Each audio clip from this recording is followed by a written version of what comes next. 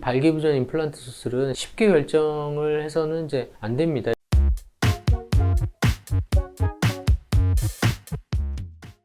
발기부전 임플란트 수술에 대해서 알아보도록 하겠습니다. 발기부전 임플란트 수술은 영구적인 발기력 손실이 있을 때 보완해 줄 수 있는 거의 유일한 방법입니다. 영구적인 이제 발기부전이라고 말씀을 드렸는데 이게 무슨 얘기냐면 이제 약이든 주사든 다른 방법에는 전혀 반응하지 않는, 예를 들면 이제 이 발기부전 임플란트 수술의 대상은 심한 당뇨나 아니면 이제 수술이나 이제 사고로 인해서 영구적인 손상을 받아서 발기부전이 발생을 했고, 이 발기부전이 약이나 주사에는 전혀 반응이 없는 영구적인 손상일 때 이 임플란트 수술을 고려하셔야 됩니다. 여기서 이제 상당히 주의를 좀 하셔야 되는데, 이게 발기부전 임플란트 수술은 쉽게 결정을 해서는 이제 안 됩니다. 이게 예를 들면 이제 음경확대 수술은 이제 내가 이제 원해서 음경확대 수술을 받았지만 혹시 이제 싫다면, 다시 돌아가고 싶다면, 재료마다 이게 쉬울 수도 있고 어려울 수도 있지만 분명히 다시 돌아갈 수가 있습니다.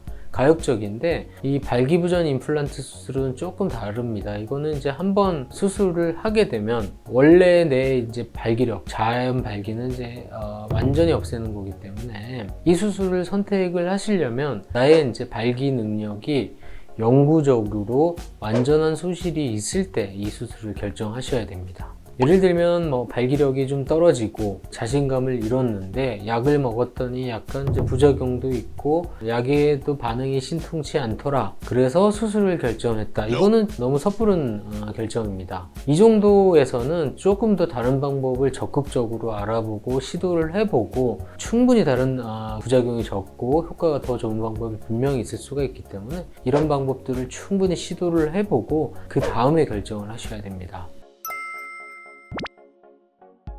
발기부전 임플란트 수술은 이제 대표적인 게 두 가지 종류가 있습니다. 첫 번째는 이제 굴곡형 임플란트고요. 그림에서 보는 것처럼 겉에는 말랑말랑한 인체 친화적인 재료로 감싸져 있지만 속으로는 이제 이게 구부릴 수 있는 금속이 들어가 있고요. 이 금속을 이제 내가 구부렸다 폈다, 이제 예를 들면 이제 성관계 할 때는 펴서 성관계를 하고요. 그 다음에 이제 평상시에는 이걸 구부려서 이제 두게 됩니다. 두 번째 발기 임플란트는 이제 세조각 팽창형 임플란트인데요. 이거는 이제 크게 세 조각으로 이제 나눠져 있습니다. 실린더가 발기 해면체 안으로 들어가게 되고요. 이 부분이 물주머니고 이 부분이 펌프입니다. 이 펌프를 내가 작동을 하게 되면 이 물주머니에 있던 물이 이제 실린더로 이동을 해서 발기가 되는 거고요.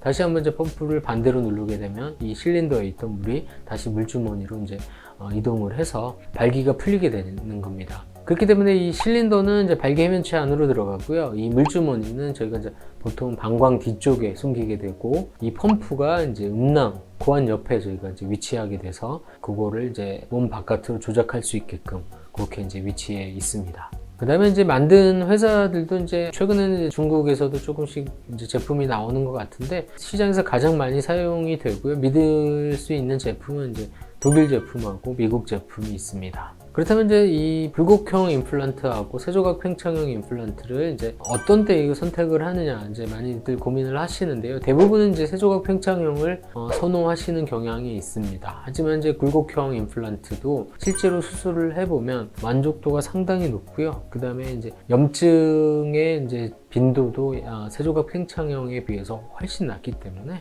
감염에 이제 취약하다든지 염증에 취약하다든지 아니면 이제 당뇨가 심해서 염증의 가능성이 높다고 생각되면은 굴곡형 임플란트를 선택을 하셔도 될 것 같습니다. 각각의 이제 장단점이 있는데요. 굴곡형 임플란트는 상대적으로 비용이 더 저렴하고, 아까 말씀드린 것처럼 염증이나 감염의 이제 빈도가 훨씬 더 적습니다. 세조각 팽창형 임플란트의 장점은 이제 이거를 발기를 했다가 풀었다가 이제 내가 선택을 해서 조절할 수가 있기 때문에 조금 더 이제 심미적으로 보기가 좋고요.